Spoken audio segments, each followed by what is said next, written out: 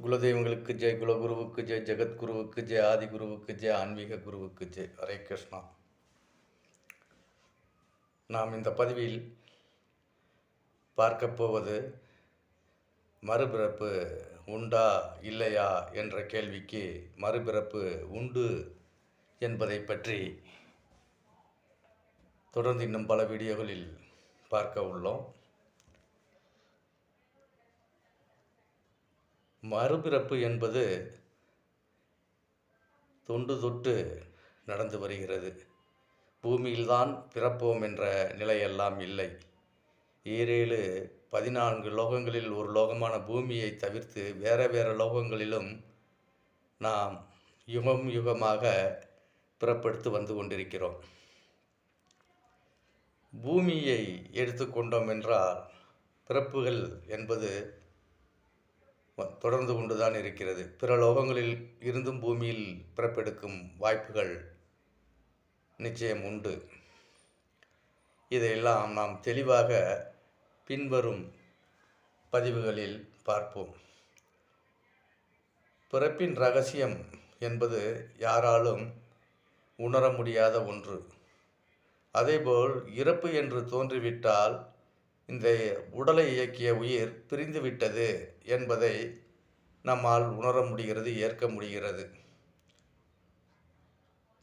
பிறப்பு நிலை, அதாவது தாயின் வயிற்றில் ஒரு கரு இருந்து உருவாகிறது என்றால் அந்த கரு உருவானதுக்கு பின்பு அது 2 உயிராக நாம் கணக்கில் எடுத்துக்கொள்ளக்கூடாது. பிரசவித்த பின்பு அக்குழந்தையின் தொப்புள் கொடியை தாயிடமிருந்து பிரித்த பின்புதான் அது மறு உயிராக மாறுகிறது என்ற உண்மையை தெரிந்து கொள்ள வேண்டும். அதன் பின்னால் தான் ஆத்மா, அதாவது உடல்கள் எடுக்க தவித்து கொண்டிருக்கும் பல ஆத்மாக்கள் அந்த உடலில் சேர்ந்து அதற்கு உயிர் கொடுக்கிறது. நிறையா விஷயங்களை பார்த்துருப்போம். கடந்த காலங்கள்லாம் கிட்டத்தட்ட 500 ஆண்டு 1000 ஆண்டுக்கு முன்னாடிலாம் நிகழ்ந்து தொடர்ச்சியாக வந்துக்கிட்டு இருக்கு. மருத்துவமனைகள்லாம் பிறந்த குழந்தைகள் இறந்துருச்சுன்னு டாக்டர் முடிவு பண்ணிடுவாங்க. முடிவு பண்ணதுக்கு முன்னாடி அந்த குழந்தைகள் திரும்ப உயிர் வந்துடும். இதெல்லாம் எப்படி அப்படின்னு கேட்டிங்கன்னா, தாயின் கருவறையிலிருந்து வெளியே வந்த குழந்தைக்கு அந்த குழந்தையின் உடலுள் எந்த ஒரு ஆத்மாவும் உள்புகாத காரணத்தால் அந்த குழந்தை உயிரற்ற உடலாக இருக்கிறது. ஆனால் ஒரு ஆத்மா நுழைந்த பின்பு அந்த குழந்தை உயிர் பெற்று விடுகிறது. இந்த நிலையெல்லாம் நம்ம கருத்தில் எடுத்து பார்க்குறப்ப ஆத்மா என்று சொல்வது உயிர். உயிர்கள் இன்னைக்கு உடலை விட்ட உயிர்கள் உடல் தேடி தொடர்ச்சியாக அலைந்து கொண்டு தான் இருக்கும். இன்னும் குறிப்பாக சொல்ல வேண்டுமென்றால், ஒரு உடலில் இருந்து பிரிந்த உயிர் மீண்டும் அந்த உடலுக்குள் செல்ல எவ்வளவோ முயற்சிகள் செய்யும். ஆனால் அதே உடலுக்குள் அதுகளால் செல்ல முடியாது. ஒரு சில உயிர்கள் அதே உடலுக்குள் செல்லக்கூடிய வாய்ப்புகளும் உள்ளது. இறந்துவிட்டார் என்று ஒரு முதியவரை நாம் முடிவு செய்துவிட்ட பின்பு அவருக்கு கர்ம காரியங்களை தொடங்கப்படும் பொழுது திடீரென்று மீண்டும் பிழைத்துக் கொள்வார். இதெல்லாம் அந்த உயிர்கள் மாற்றங்களில், அதாவது விரும்பும் இடத்திற்கு செல்வதற்கு உண்டான சாத்தியக்கூறுகளாகத்தான் நாம் பார்க்க வேண்டும். கடவுள் பகவான் ஸ்ரீ கிருஷ்ணர் உயிரின் அளவுகளை எப்படி படைத்துள்ளேன் என்பதை பகவத்கீதை மூலமாக மனித குலத்திற்கும் பிற லோகங்களில் வசிப்பவர்களுக்கும் தெளிவுபடுத்தி உள்ளார். வேறு எவருமே இந்த உண்மையான விஷயங்களை தெளிவுபடுத்தவில்லை. முழு முதல் கடவுள் பகவான் ஸ்ரீ கிருஷ்ணர் மட்டுமே இதை தெளிவுடன் படைத்துள்ளார், தெரிவித்துள்ளார். ஒரு உயிரின் அளவு ஒரு பசுமாட்டின் ரோமத்தில் முனிப்பகுதியை சிறு கூறாக பிரித்து அதை 10,000 கூறுகளாக பிரித்தோம் என்றால் எந்த அளவில் இருக்குமோ அதுதான் உயிரின் அளவு. ஒவ்வொரு உயிரின் அளவு. உயிரில் பகவான் சின்ன உயிர், பெரிய உயிர் என்று பிரித்து வைக்கவில்லை. உயிரின் அளவை ஒரே அளவில் வழங்கி உள்ளதாக தெளிவுபடுத்தி உள்ளார். அப்படி பார்க்கப்படும் பொழுது ஒரு பசுமாட்டின் வால் ரோமத்தை சிறு துளியாக நாம் வெட்டினாலே அது நம் கண்ணுக்கு புலப்படுவது ரொம்பவும் சிரமமான விஷயம். அதையே 10,000 கூறுகளாக பிரித்தால் அதன் அளவு எப்படி நம் கண்ணுக்கு புலப்படும்? அதுதான் ஆத்ம நிலை, அதாவது உயிர்களின் அளவு நிலை. உயிர்கள் கண்ணுக்கு புலப்படாது என்பதன் உண்மையான நிலை. இதை அனைவருமே ஏற்றுக்கொள்ள வேண்டும். மறுபிறப்புகள் எப்படி உருவாகிறது?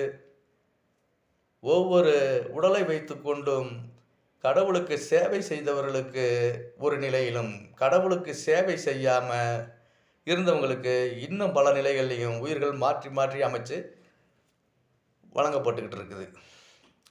பிரம்மா 4 தல பிரம்மா பூமியை பார்த்து படைச்சிக்கிட்டு இருக்கிறார். இன்னும் 1000 தல பிரம்மா 100 தல பிரம்மாவெலாம் இருக்காங்க. இதெல்லாம் நீங்கள் பாகவதம் அப்படின்னு சொல்லக்கூடிய இந்து மத நூலுக்குள்ளே போய் குருமார்களை வச்சு படுத்து தெரிஞ்சுக்கிட்டிங்கன்னா அதுக்கு உண்டான நிலையெல்லாம் சரியாக புரிஞ்சுக்க முடியும், உணர முடியும்.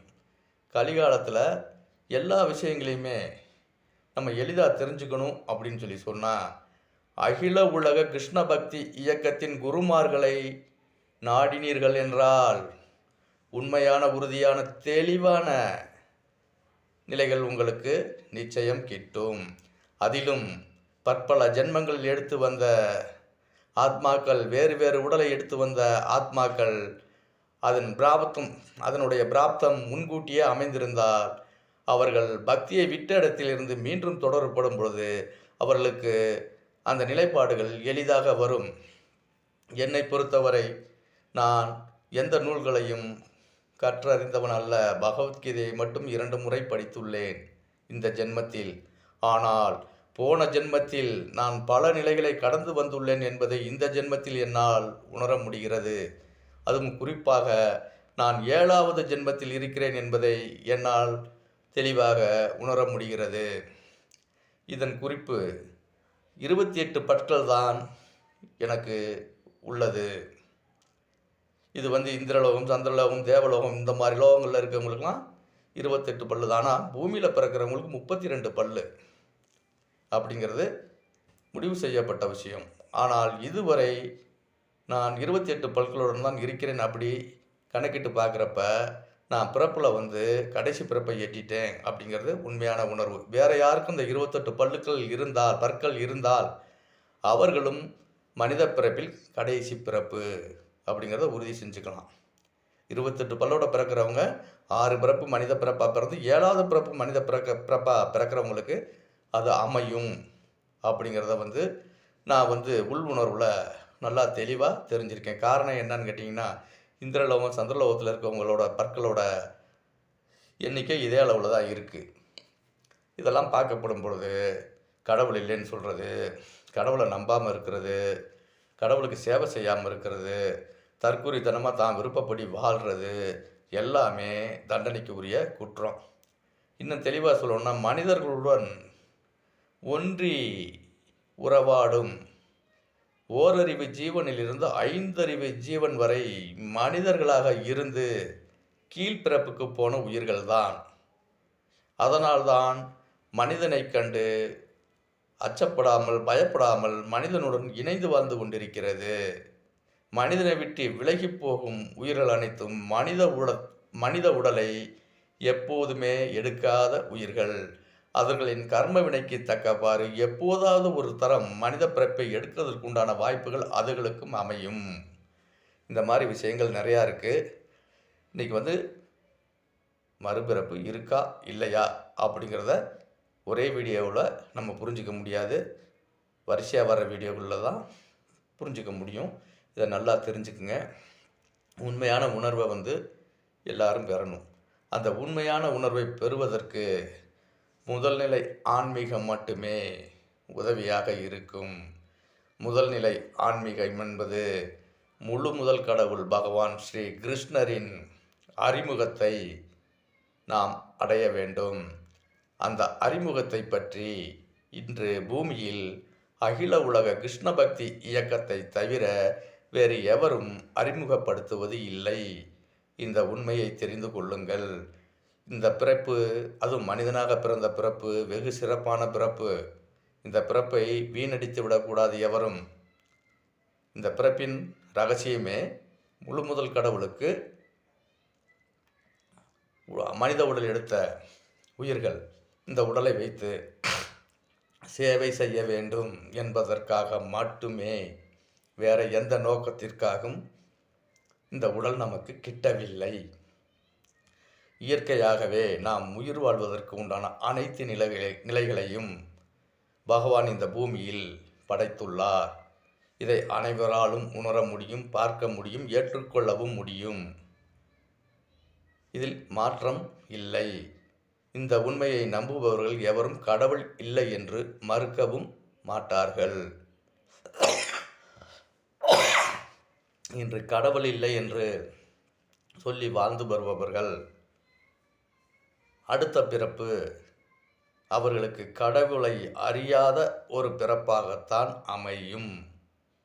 அவர்களின் நிலைப்பாடுகளை இந்த பிறப்பில் அவர்களே உணரவில்லை என்றால் வேறு எந்த பிறப்பில் அவர்கள் உணர்வார்கள்? மொத்தம் 84 லட்சம் உயிரினங்களை பகவான் இந்த பூமியில் படைத்துள்ளார்.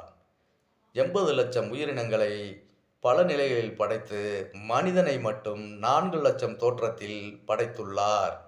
இந்த உண்மையெல்லாம் நீங்கள் தெரிந்து புரிந்து கொள்ள வேண்டும் என்றால் அகில உலக கிருஷ்ண பக்தியில் உள்ள ஆன்மீக குருமார்களை அணுகி உங்கள் கேள்விகளை கேட்டால் அவர்கள் மறுபேதும் சொல்லாமல் உங்கள் கேள்விகளுக்கு பதில் தருவார்கள். அது அவர்களின் கடமையும் கூட. ஆன்மீகத்தை பற்றி, பகவானை பற்றி கேள்வி கேட்கும் ஒவ்வொருவரையும் அகில உலக கிருஷ்ண பக்தி இயக்கத்தில் உள்ள குருமார்களுக்கு மிகவும் பிடிக்கும். இந்த உண்மையை தெரிந்து கொள்ளுங்கள். இன்று 173 நாடுகளுக்கும் மேற்பட்ட நாடுகளில் ஜாதி, மதம், மொழி கடந்து அனைவரும் அகில உலக கிருஷ்ண பக்தி இயக்கத்துள் வந்துள்ளார்கள். இவர்கள் எல்லாம் யார் என்றால் பூர்வ ஜென்மத்தில், அதாவது கடந்த பிறப்பில் வாழ்ந்து மறுபிறப்பு எடுத்து வந்தடைந்து பகவானுக்கு சேவை செய்பவர்கள் ஆவார்கள். இந்த உண்மையை தெரிந்து கொள்ளுங்கள். மீண்டும் பல நிலைகளை பற்றி நாம் அடுத்தடுத்த பதிவுகளில் பார்ப்போம். ஹரே கிருஷ்ணா. ஆயுஷ்மான் பவ, கீர்த்திமான் பவ, ஜெய் பவ.